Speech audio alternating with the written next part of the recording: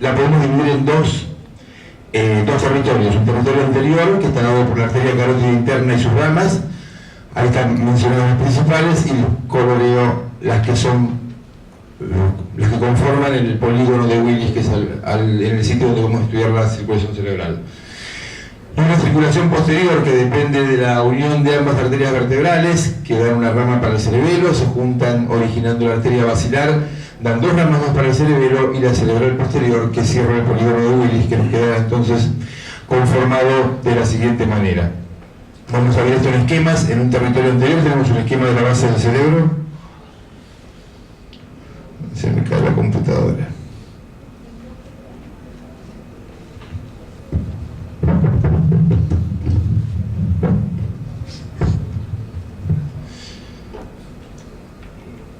Los reparos que vamos a poder ver también en ecografía, por eso les hago mención a estos aspectos en el esquema. Son el quiasma óptico, por detrás los pedúnculos, y si estamos en un corte oblicuo, el vermis del cerebelo. Habitualmente trabajamos en un corte más axial, que aquí está mostrado en esta imagen. Y tenemos entonces ambas carótidas internas ascendiendo, se desprenden las cerebrales medias, las cerebrales anteriores, que van a estar comunicadas por la comunicante anterior, y la otra rama de la carótida interna dijimos que era la comunicante posterior, que entonces cerraba el circuito uniéndose con la cerebral posterior. Vamos al territorio posterior y tenemos las dos arterias vertebrales, se unen en la basilar y originan a partir de ahí la cerebral posterior. Queda conformado entonces la circulación cerebral fetal con el polígono de Willis, y cualquiera de estas ramas del polígono de Willis van a ser posibles de ser estudiadas. Sin embargo, saben que preferentemente por facilidad y por experiencia nos referimos generalmente a la arteria cerebral media.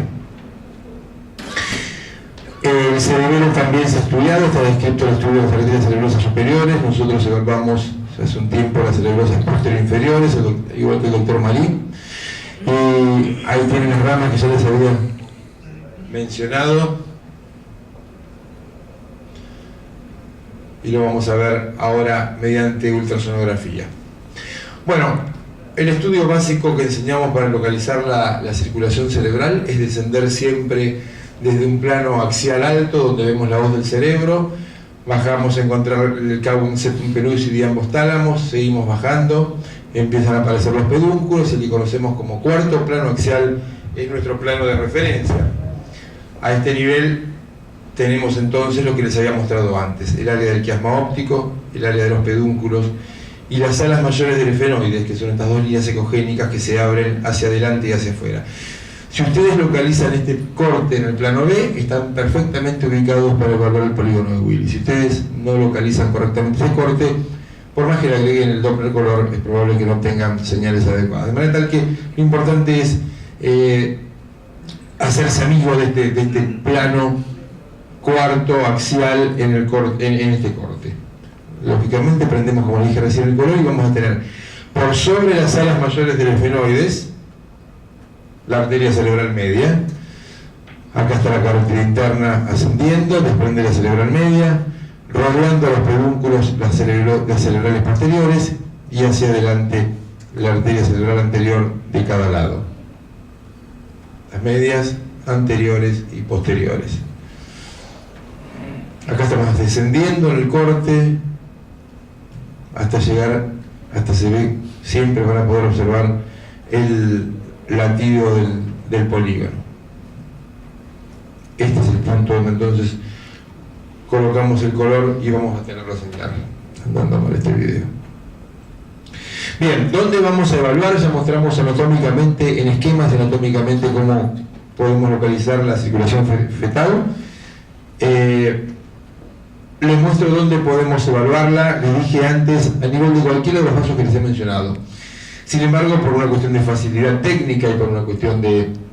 ha sido ampliamente estudiada y hay muchas referencias a la misma, el sitio de elección es la arteria cerebral media. De todas maneras, acá tienen con Doppler de energía ambas cerebrales anteriores que las pueden registrar. De hecho, hay publicaciones al respecto con relación a la aparición de vasodilatación previamente a lo que ocurre en la cerebral media en ocasiones.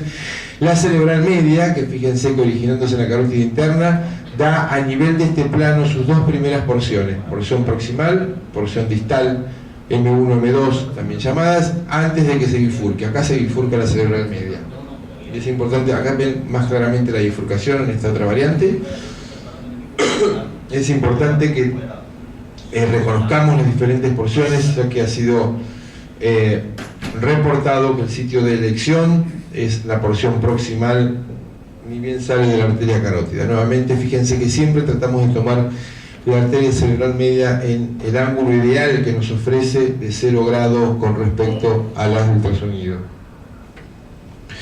También podemos registrar la cerebral posterior, fíjense que la vemos parcialmente, si bien recorre todo el borde del pedúnculo, la porción más distal no la vemos porque guarda un ángulo de 90 grados con respecto al haz de ultrasonido. Les conté, pasé rápido antes, por eso les iba a mostrar ahora, que podemos evaluar también las arterias del cerebelo.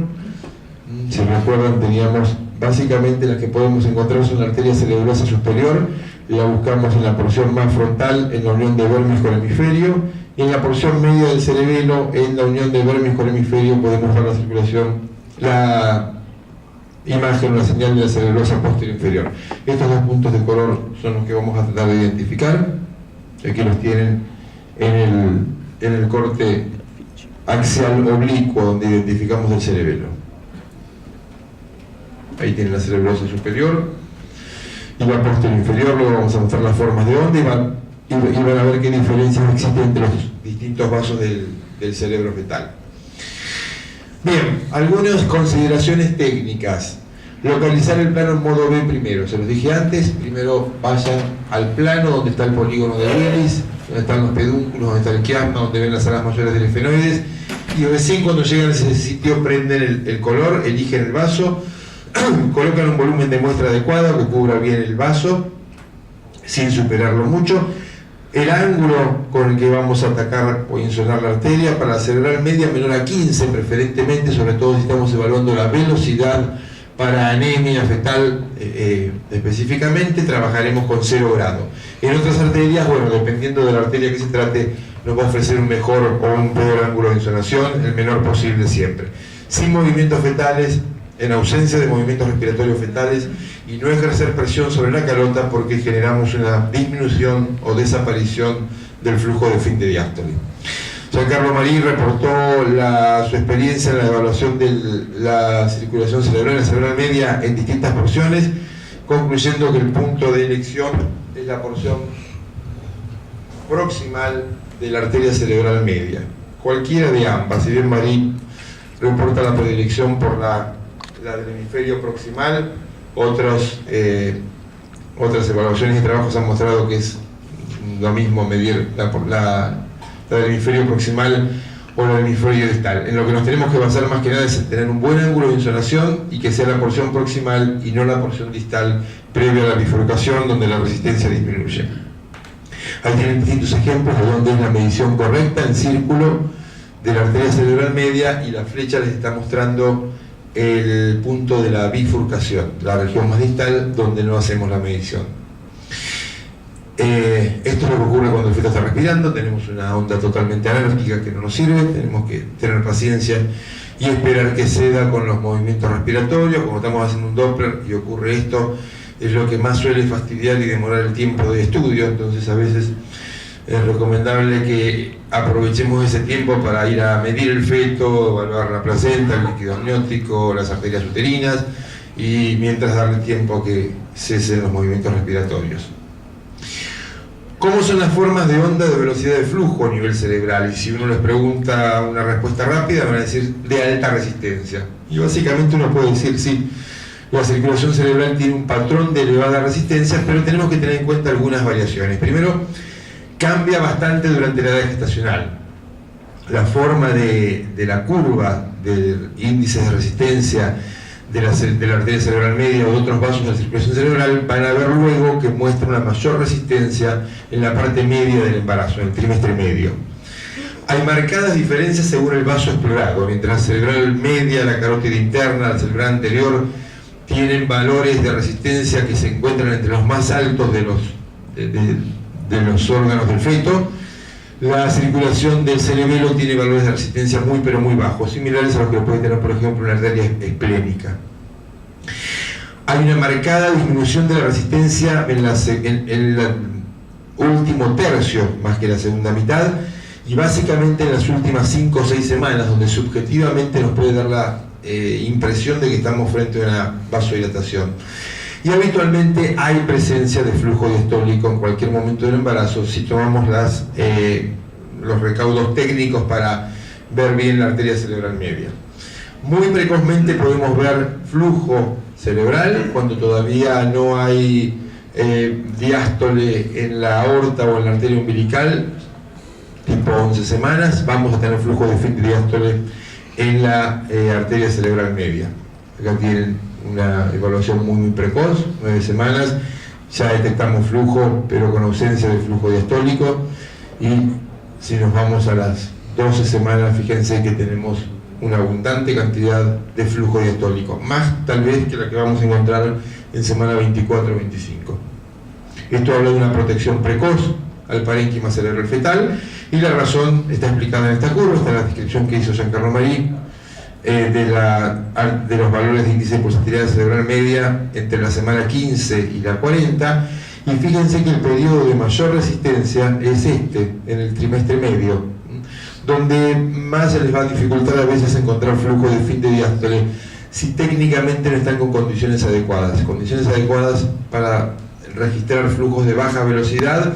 Me refiero a estar en un ángulo bien cerrado, me refiero a tener el mínimo filtro que el equipo les permita, me refiero a tener una frecuencia de repetición de pulsos bien baja, no ejercer presión sobre la calota fetal. Si toman en cuenta todos esos recaudos, seguramente van a obtener flujo diastólico en la mayoría de los casos, con algunas excepciones, aún en este periodo de máxima resistencia. Distintos ejemplos, fíjense cuánto diástole hay en la primera etapa del embarazo y al término del embarazo. La cerebral anterior tiene un patrón bastante similar al de la cerebral media. Nosotros estudiamos hace mucho tiempo, más de 10 años, el flujo de la arteria cerebral media en las 2 primeras porciones, en fetos normales y con restricción de crecimiento, en la porción que recomendamos hacerlo y en la porción distal. Las diferencias no fueron muy marcadas, pero la resistencia es mayor en la porción proximal que en la distal. Estudiamos también la resistencia en la arteria cerebral posterior en el mismo periodo, entre semana 20 y semana 40, y subjetivamente ustedes ven que hay una mayor cantidad de flujo diastólico, y lo mismo acá. Fíjense que se asemeja más a lo que es una arteria umbilical. Comparamos con la cerebral media, y cuando vamos a las curvas respectivas obtuvimos lo siguiente: la forma de la curva es similar, con una mayor resistencia en la porción media y una caída importante en las últimas 5 semanas, pero la resistencia es menor, bastante menor, a la que obtenemos en la arteria cerebral media, de manera que no es lo mismo cualquier vaso que estemos registrando en el cerebro fetal. Finalmente, lo mismo hicimos en 140 casos a nivel, esta es la cerebrosa superior, nosotros estudiamos la cerebrosa posterior inferior, ahora les voy a mostrar. Ven que acá estamos adelante, en la unión de vermis y cerebelo en la porción más frontal. Fíjense qué baja resistencia, cuánto flujo diastólico. Nosotros medimos la cerebral posterior inferior, en 140 fetos entre semana 20 y 40, y cuando vamos a las curvas, fíjense que tiene un índice de pulsatilidad muy vecino a 1.